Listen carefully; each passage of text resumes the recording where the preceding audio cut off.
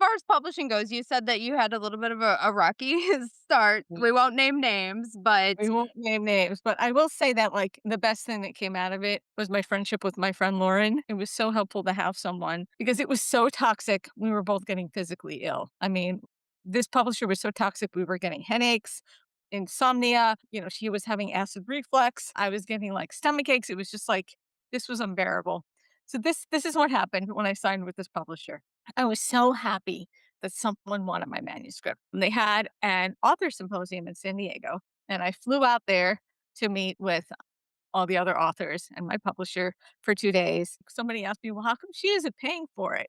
How come the publisher isn't paying for it? How come all you authors you're paid for your flight, your hotel, your food?" We dropped like $2,000 on this trip. While we were there, huge red flags started popping up. The publisher was horrible to the hotel staff. Once we got home, I was talking to Lauren and all the other girls that I met at the symposium. We were all comparing notes. She's not answering her emails. She's not answering her phone calls. For months, we didn't know what our publishing date was going to be. And she was expecting us to publish these books with just the verb coming soon. She would not give us a release date. She would not give us the date that it would go for pre order or release. So we couldn't do book trailers. We couldn't do like cover reveals. We couldn't do ARC readers. We couldn't do like any of the standard practices.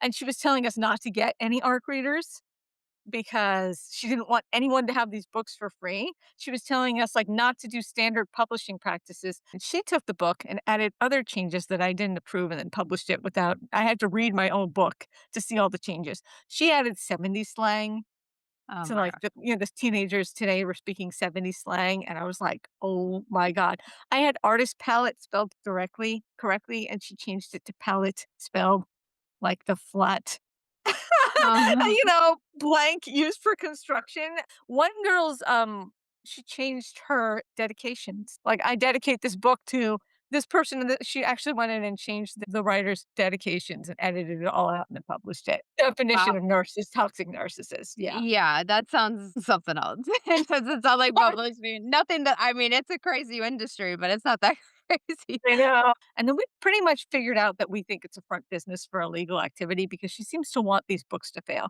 She seems to want to have just enough authors on the website to make it look like a legitimate business and just enough new authors for her taxes.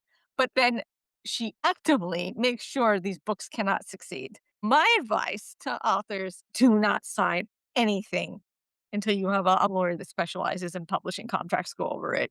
There's a lot of scams out there as far as publishing goes. You Oh, gotta be I know. so, so careful. You do. There's so many and never pay for anything, ever I pay. know, including a hotel room and a flight.